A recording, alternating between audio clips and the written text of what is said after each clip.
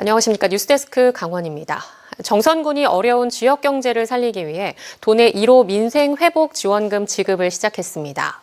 첫날부터 많은 주민들이 몰려 긴 대기줄이 늘어섰는데 첫날 풍경을 박은지 기자가 소개합니다. 행정복지센터 주차장에 천막 대기실이 세워지고 이른 아침부터 주민들이 북적입니다. 정선군 민생회복지원금 지급이 시작된 첫날 1인당 30만 원이 지원되는데 신청자들이 긴 줄을 선 겁니다. 번호표 순서대로 입장한 뒤 마을별 창구에서 신분증을 확인하고 선불카드를 수령합니다. 무기명 카드인 만큼 그냥 사용해도 되지만 분실했을 때가 문제입니다. 재발급 받으려면 등록 과정을 거쳐야 하는데 신청에 능숙하지 않은 어르신들을 도우러 농협 직원들이 외부에 나와 휴대전화로 카드 등록을 도와줍니다. 기명 등록을 하고 있어요. 지금은 무기명이어서 잃어버리면 끝이거든요. 그래가지고 잃어버렸을 때 다시 받으실 수 있습니다. 주민들은 경기 침체가 계속되고 돈줄이 마른 상황에서 지원금이 단비 같다며 반기고 있습니다. 어려운 정도가 아니죠. 아주 절망적이에요, 지금. 작년에도 마찬가지지만 올해도 그렇게 경제가 그렇게 좋다고 볼 수는 없을 것 같아요. 요새 물가가 비싸가지고요. 먹을 거 살라 해도 너무 못 사니까요. 그래서 지원금을 신청했는데요. 이걸로 가지고 먹을 걸 사야 될 것 같아요. 정선군 민생회복지원금은 상반기 6월 말까지 사용기한이 정해져 있고 연 매출 30억 원 이상의 대형마트나 주유소 등을 일부 제외한 아리랑 상품권 전체 가맹점에서 사용할 수 있습니다. 전통시장, 소상공인 업소 등이 대부분이어서 지역경제 활성화에 직접 도움이 될 것으로 기대됩니다. 이렇게 나물을 사도 되고 더덕을 사도 되고 그다음에 식당에 가서 밥을 먹어도 되고 그러니까 여러모로 미용실에 가서 머리 해도 되고. 정선군은 이번 주 읍면 행정복지센터에서 마을별 집중 신청 기간을 운영하는 등 4월 말까지 민생회복지원금 신청과 지급을 모두 마친다는 계획입니다. 정선군은 강원랜드 배당금을 주당 990원으로 예상해 민생회복지원금 예산안을 짰는데 강원랜드가 역대 최고 실적을 내면서 배당금이 주당 1,170원으로 늘어나 민생회복지원금을 지급하고도 재정 확충에 도움이 될 것으로 보입니다. MBC 뉴스 박은지입니다. 민통선으로부터 25km 이내에 위치한 시군 가운데 속초시와 경기도 가평군만 접경지역 지정에서 제외되었습니다. 규제는 가득하지만 접경지에 준하는 재정 혜택은 받지 못했는데요. 속초시와 가평군의 추가 지정을 골자로 하는 접경지역 지원특별법 시행령 개정안이 내일 공포돼 두 시군의 재정 혜택이 늘어날 전망입니다. 이하라 기자입니다. 북한과 인접지역인 접경지역은 기존 전국 15곳으로 강원도에는 고성과 인제, 철원, 화천, 양구, 춘천 등 6곳이었습니다. 이곳에는 접경지역 지원 특별법 시행령으로 정부가 재정 지원을 해왔습니다. 속초시와 경기도 가평군은 접경지에 준하는 규제만 있고 정부 지원은 받지 못했는데 이번 개정안으로 접경지역에 추가됨에 따라 속초시는 매년 150억 원 이상 국고 보조금을 지원받게 됐습니다. 속초시 개청 이래 최대의 재정 혜택을 받을 수 있는 정책을 마련했기 때문에 지속 가능한 미래 100년 속초의 큰 기틀을 닦는 아주 의미 있는 접경지역 관련 국고 보조금 지원은 크게 세 가지입니다. 매년 40억 원을 지원받는 지방교부세, 50억 원에서 최대 120억 원을 확보해 2년 안팎의 단기 사업을 진행하는 특수상황지역 개발사업, 80억 원에서 200억 원을 지원받아 중장기 사업을 펼치는 접경지역 발전 종합 계획입니다. 속초시가 내년부터 혜택을 받는 건 지방교부세와 특수상황지역 개발 사업 두 가지입니다. 특수상황지역 개발은 국비가 80%, 지방비가 20%입니다. 그래서 내년도에 제가 115 그리고 후년도에는 130억을 지금 예정했지만 특수상황지역 개발 사업과 관련해 속초시는 정부에 7가지 사업, 국비 272억 원을 신청했습니다. 2028년까지 청초유원지 북측광장에 어린이 수영장과 어르신 문화시설 조성, 상도문 돌담마을 경관 개선, 속초해변 관광 거점 사업, 설악산 국립공원 진입도로 확장 등을 진행한다는 계획입니다. 접경지역 발전 종합계획 사업비를 확보하기 위한 용역은 올해 시작됩니다. 속초시는 동서고속철 교량화, LNG 시설 등 대규모 기반 시설 마련에 도움이 될 것으로 기대하고 있습니다.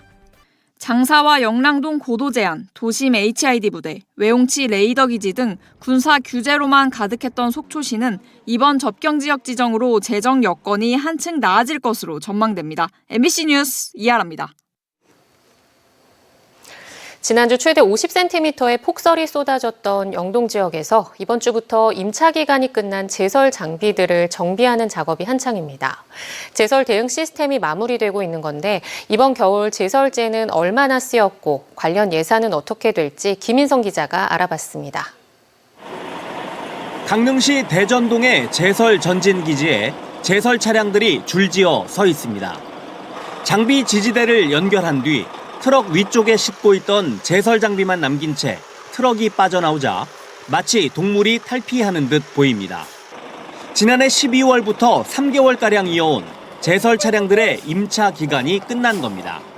제설의 달인으로 불릴 만큼 눈 잘 치우기로 유명한 제설 차량 기사들은 이번 겨울도 이렇게 마무리하고 있습니다. 각자 마음들이 내가 맡은 구역은 그래도 뭐 깔끔하게 치우겠다 이런 마음들이 다 있어요. 이제는 걱정이죠. 또 내일부터 또 어디 가서 또 뭘 하고 일해야 되나. 올해 건설 경기도 없다는데. 올해는 유난히 긴 겨울 가뭄이 이어지면서 눈 오는 날이 예년에 비해 확연히 줄었습니다. 지난 겨울만 해도 눈 내린 날은 33일이지만 이번 겨울은 3분의 1인 11일에 불과합니다. 그렇다 보니 제설 차량 활동도 줄었고 제설제 역시 사용량이 많이 줄었습니다. 지난해 같은 기간 소금과 염화칼슘 4,125톤을 썼었지만 올해엔 지난해의 36%가량인 1,506톤만 사용했고 강릉시에만 소금과 염화칼슘을 합쳐 1,218톤이 아직 그대로 남아 있습니다. 3분의 1 정도밖에 안 왔기 때문에 제설제도 그 정도밖에 사용 안 했습니다. 제설제는 저희가 뭐 내년에도 또 사용이 가능한 부분이기 때문에 내년에 시작할 때 또 요거를 그대로 먼저 사용을 하고 그다음에 뭐 예산도 당연히 도움이 되죠. 영동 지역에는 오는 15일부터 17일까지 눈이 온다는 예보가 나와 있고 4월까지 심지어 5월에도 눈이 오기도 합니다. 강릉시는 제설 차량 공식 임차 기간은 끝났지만 자체 보유한 제설 차량이 4대가 있고 외부 제설 차량들도 추가로 활용할 수 있다며 앞으로 봄철에 내리는 눈에도 충분히 대응할 수 있다고 설명했습니다. MBC 뉴스 김인성입니다. 정규 복무를 마친 군인들은 예비군에 편성돼 의무적으로 훈련을 받고 비상시 군 작전에 동원됩니다. 최근 들어 도내에 과학화 예비군 훈련장이 도입되면서 훈련 관리가 체계적이고 과학적으로 운영되고 있습니다. 김영호 기자가 올해 첫 예비군 훈련을 따라가 봤습니다.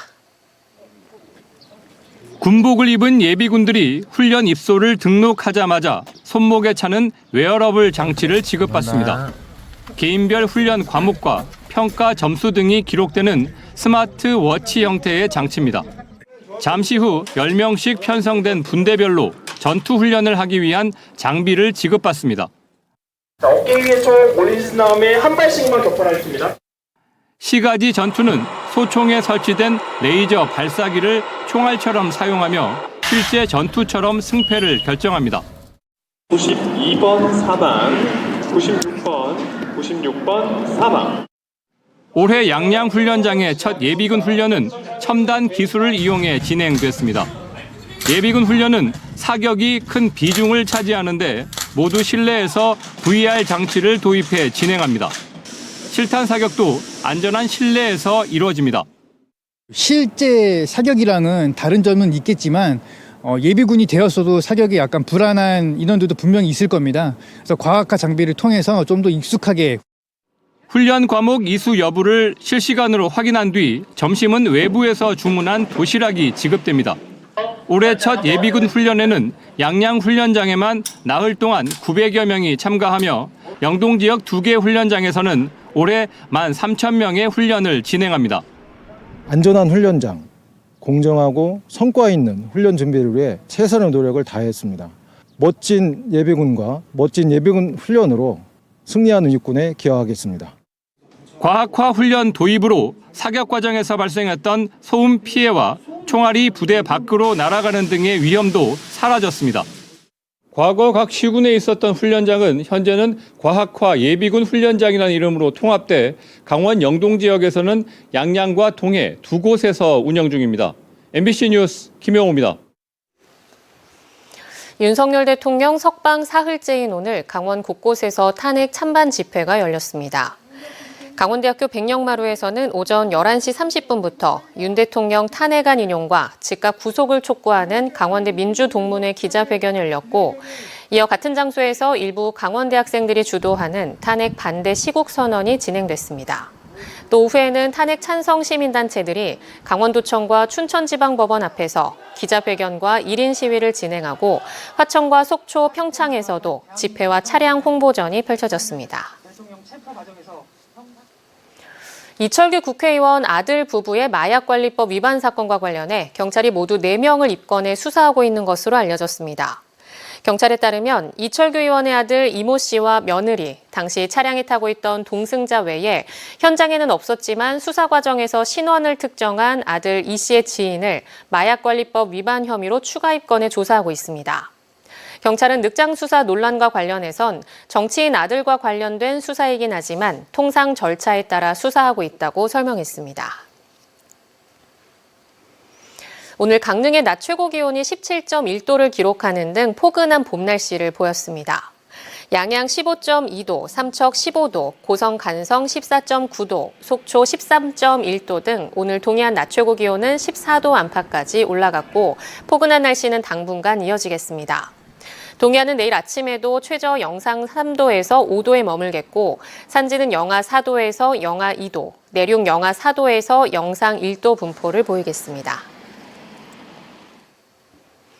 올해 삼척 맹방 유채꽃 축제가 다음 달 4일부터 20일까지 근덕면 상맹방리 일원에서 열립니다. 올해 맹방 유채꽃 축제는 유채꽃 사생대회와 사진 경연대회, 유채꽃 보석함 만들기, 한방체험, 딸기 젤리 만들기 등 24개의 다양한 체험 참여 행사로 진행됩니다. 축제장에는 농특산물 판매장과 향토 음식점이 마련되고 삼척시 문화관광 홍보관도 운영됩니다. 또 MBC 강원 영동이 마련하는 라디오 특집 공개 방송과 버스킹 공연이 축제 기간 중에 진행됩니다. 강릉시가 직원들의 체계적인 직무 역량 향상을 위해 교육훈련 운영 계획을 수립해 추진합니다. 이를 위해 시설, 공업, 환경, 보건, 복지, 세무 등 각 직렬의 직무 전문 교육을 대폭 강화하고 설계, 감리, 시설 관리, 관련 법규 등 직렬별 전문 지식을 학습하기 위해 올해 50여 회에 걸쳐 연인원 2,000명 이상, 이론과 사례, 현장을 접목한 집중 교육을 펼칠 예정입니다. 또 멘토링 시스템을 통해 선배 공직자의 지식과 노하우를 교재로 만들어 저연차 공무원들의 눈높이에 맞춘 수준별 교육도 병행할 예정입니다. 강릉시는 직원들의 관련 업무 자격증 취득을 위한 수강료, 교재비 등도 지원합니다. 동해시가 주민들에게 심리상담 비용을 지원합니다. 비용 지원 대상은 정신건강복지센터나 정신의료기관 등에서 상담이 필요하다는 진단서를 받은 주민들입니다. 동해시는 해당 주민을 대상으로 120일 동안 최대 8번의 전문 심리상담비를 지원하는데 본인 부담금은 소득 수준에 따라 전액 면제부터 최대 30%까지 부과됩니다. 강릉 제18 전투비행단의 활주로 제포장과 유도로 신설 사업이 2028년까지 시행됩니다. 국방부는 강릉 제18 전투비행단 경내에 있는 46필지 53만여 제곱미터에서 2028년 5월 31일까지 활주로 제포장과 유도로를 신설하는 사업을 승인했다고 고시했습니다. 국방부는 18 전투비행단에서 사용하고 있는 기존 활주로가 오래돼 재포장하고 항공기 유도로 신설을 통해 항공작전 여건을 개선하기 위해 이번 사업을 시행한다고 설명했습니다. 강원 뉴스 마칩니다. 시청해주신 여러분 고맙습니다.